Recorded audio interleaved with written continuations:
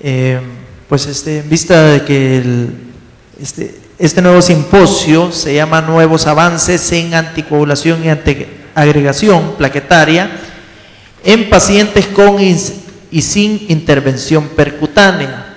El doctor Salomón Flores probablemente ha tenido algún atraso. Vamos a iniciar, en vista del tiempo, pues con la ponencia Uso del ticagrelor en el síndrome coronario agudo, y nos las va a proporcionar amablemente el doctor Daniel Berrocal de Argentina. Adelante, doctor. Muchas gracias. Bueno, la verdad es un tema bastante interesante, un tema que ha estado muy activo últimamente, y se van a tocar en esta charla todas las drogas que han estado dando vueltas los últimos 4 o 5 años. Antes de empezar, me gustaría decirles que yo adhiero al pedido de Ariel Durán de que se queden a este concurso de imágenes. Es una actividad realmente novedosa, muy interesante, muy dinámica, que tiene una elaboración increíble. Yo ya la he visto en algunas oportunidades, y realmente les recomiendo que si pueden se queden, porque más allá del premio, el concurso es muy divertido y además es extremadamente educativo. Bueno, gracias. No tengo conflictos de intereses para esta presentación. Básicamente todo arranca. Voy a tratar de ir rápido, así no le sacamos tiempo a esa actividad que les decía recién.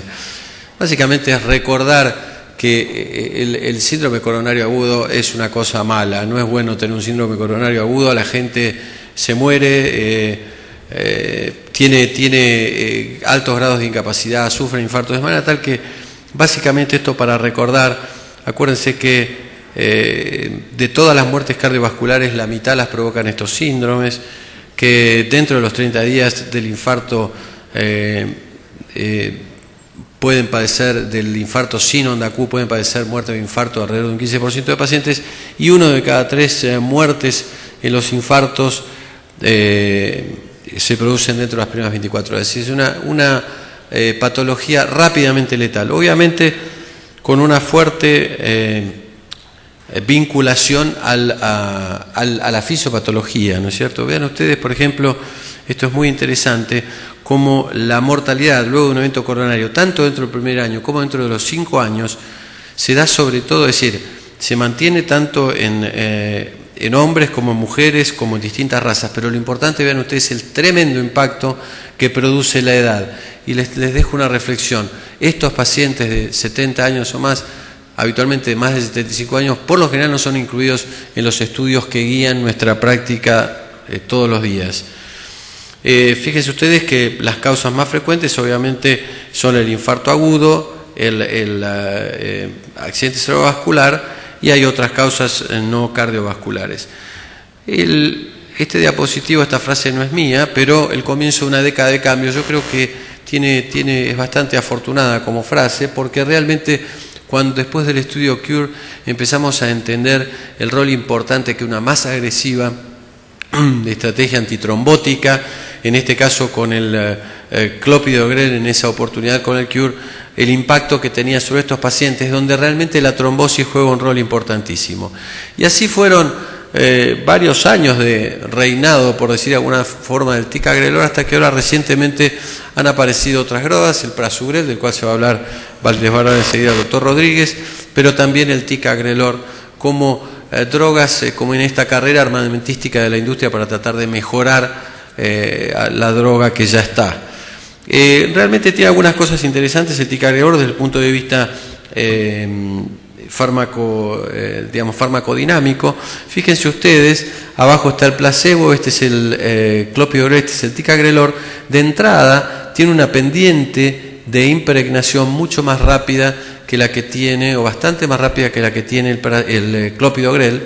Vean ustedes que además mantiene un estado de meseta con un mayor nivel de inhibición plaquetaria, y que por otro lado, cuando uno saca la droga, este es el estudio onset-offset, cuando uno retira la droga, hay una cierta anticipación a la recuperación de la agregación plaquetaria en alrededor de 48 horas. A pesar de ello, la empresa todavía indica que se utilice un periodo de 5 días de washout para el ticagrelor, igual que para el clopidogrel.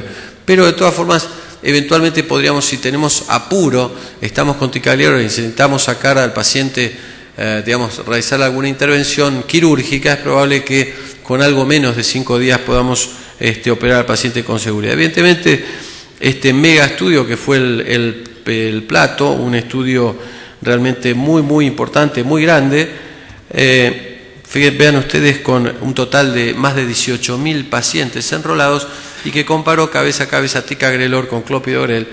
Vean ustedes la distribución de los pacientes, básicamente síndromes coronarios agudos repartidos bastante parecido entre con y sin supra del nivel ST.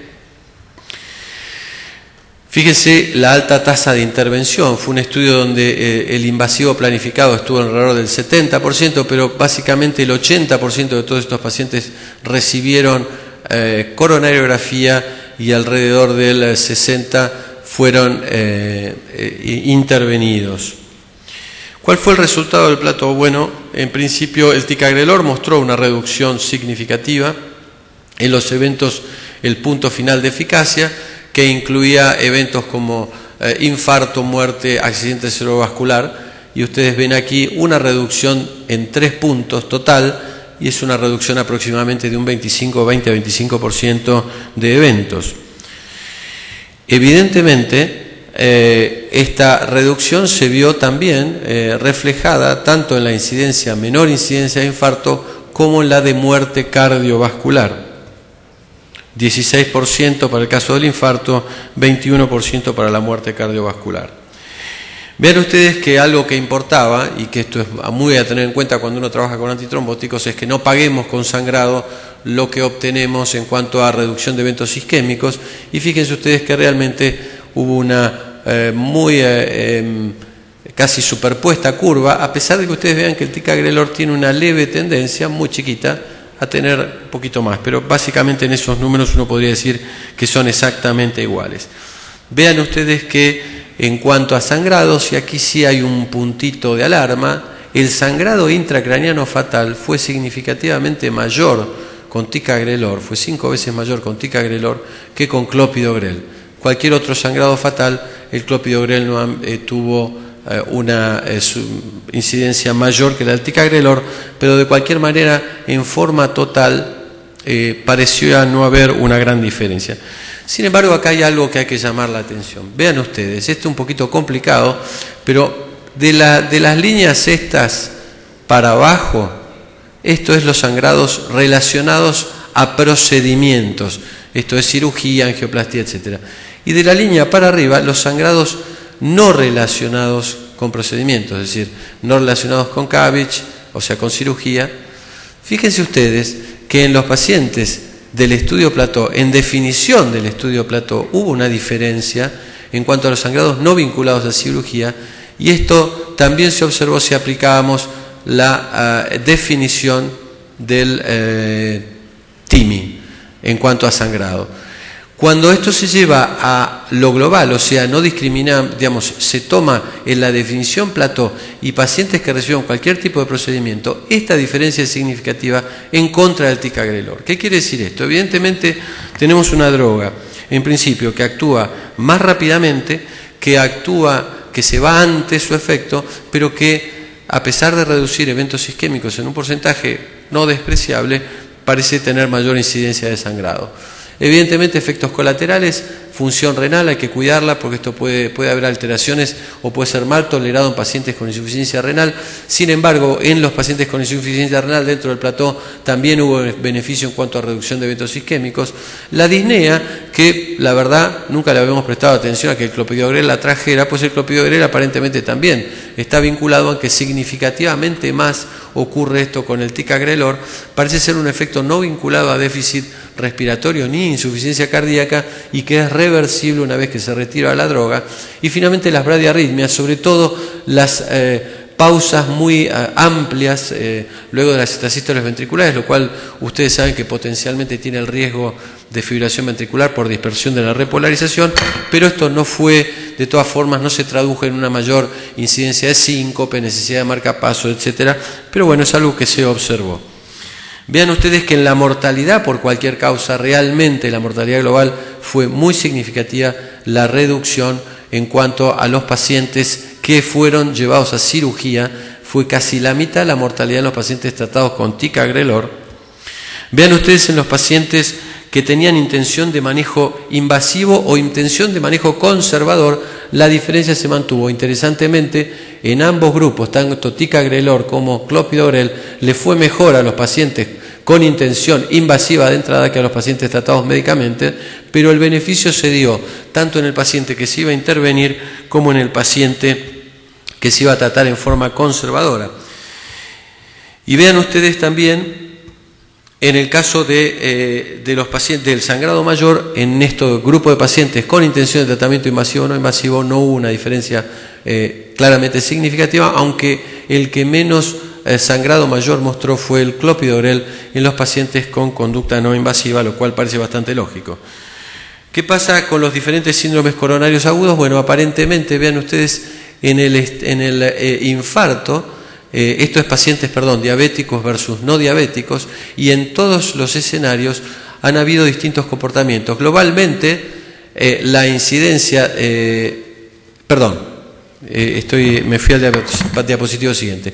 Esto lo que está mostrando es cuál fue la diferencia en cuanto al diagnóstico en los pacientes diabéticos y no diabéticos. Si vean que en el plato, como ocurre habitualmente, los pacientes diabéticos tienen más incidencia de múltiples vasos, por lo cual tienen más infarto no Q, en tanto los pacientes no diabéticos tienen más enfermedad de un solo vaso y tienen más infarto con supra. Ahora sí, lo que les quería mostrar en cuanto a los pacientes diabéticos y no diabéticos, vean ustedes el criterio de valoración principal combinado, es decir, el punto final combinado, significativa reducción tanto en el grupo de diabéticos, que es el de aquí de arriba, como en el de no diabéticos. Lo mismo, mortalidad por cualquier causa, esto es diabéticos, esto es no diabéticos, significativa reducción. Y vamos finalmente a qué produjo toda esta información. Bueno, produjo algo que se volcó a lo que todos conocemos y leemos bastante y no siempre obedecemos, que son las guías. La primera que salió es la guía europea, o no la primera, pero una guía muy importante, y la verdad que nos llamó mucho la atención a todos. Si ustedes miran, consideran los europeos como indicación 1A a que se emplee el clopidogrel sola y exclusivamente en los pacientes que no se puede usar ni prasugrel ni ticagrelor. Por lo cual, para el consenso europeo, independientemente de todo lo que consideren después, es evidencia 1, acuerdo total. Acuerdo total de expertos, máximo nivel de evidencia, olvidarse del clopidogrel y utilizar solamente ticagrelor o prasugrel, y el clopidogrel en aquellos casos que no se puedan usar los anteriores. Bastante llamativo. Vean ustedes la opinión del Colegio de Cirujanos, donde realmente ellos dicen: sugerimos el ticagrelor 2 veces al día sobre el clopidogrel, pero lo sugerimos, es decir, no hay una definición, solamente lo sugieren. Los europeos dicen: desapareció el clopidogrel, este consenso publicado en el CHES dice: lo sugerimos. Y cuando vamos a las guías americanas, fíjense ustedes, pacientes con diagnóstico de angina inestable o infarto sin supranivel del ST, ponen el clopidogrel y el ticagrelor como alternativas. Y lo mismo ocurre en el caso de los pacientes que van a ir a prevención secundaria. Vean, clopidogrel o ticagrelor en forma alternativa. Evidentemente, y para terminar, cada vez que nos movemos hacia una estrategia antitrombótica más agresiva con la intención de reducir eventos isquémicos, probablemente logremos reducir los eventos isquémicos, pero siempre lo pagamos con un incremento de la hemorragia. Sin embargo, vean ustedes aquí, el ticagrelor llamativamente parece haber logrado la reducción de eventos isquémicos del prasugrel, pero con el índice de hemorragia del clopidogrel. O sea que pareciera estar en el punto de mejor equilibrio. En conclusión, yo les diría que el ticagrelor tiene una significativa reducción de eventos isquémicos respecto al clopidogrel. Esto es lo que mostró un estudio sobre 18.000 pacientes. Puede provocar algunos efectos colaterales. Su incidencia global de sangrado fue igual, pero hubo ventaja para el clopidogrel respecto a los sangrados no relacionados con la cirugía cardiovascular. Quiere decir que en los pacientes que no se operaban parece que sangraron menos con clopidogrel que con ticagrelor. Esta es una conclusión que le pongo personal porque es una apreciación mía. En primer lugar, Me preocupan mucho las guías europeas, me preocupa mucho que pueda haber inspirado a un grupo de gente de esta Sociedad Europea de Cardiología tan prestigiosa a dar una indicación tan opinable como el hecho de decir que el ticagrelor debe usarse indiscriminadamente, igual que el prasugrel, y solamente el clopidogrel en algunas excepciones. Creo que tenemos que tener cuidado respecto a esta postura. Creo que la guía americana es un poco más equilibrada y realmente se maneja con algo más parecido a lo que a uno se le ocurre cuando lee toda esta literatura. Es decir, yo les diría en un resumen así, en confianza, ni el ticagrelor ni el prasugrel le cambiaron la historia a la doble antiagregación plaquetaria. Pero si queremos buscarle un lugar al ticagrelor, probablemente en diabéticos tenga un rol más beneficioso que el clopidogrel, y creo que yo lo consideraría en ese grupo de pacientes. Y la verdad, en aquellos pacientes donde la tan objetada o tan cuestionada resistencia al clopidogrel, porque usamos métodos que no sabemos si sirven, si no sirven, si son muy sensibles pero poco específicos. Bueno, en esos pacientes donde nos preocupa que se nos tape una serie de stent enorme que le pusimos, stent de tronco, o que cuando tienen un evento isquémico realmente lo hacen con mucha cohorte clínica, insuficiencia cardíaca, en estos pacientes de muy alto riesgo, tal vez yo recomendaría o consideraría el empleo de clopidogrel, de ticagrelor. Muchas gracias.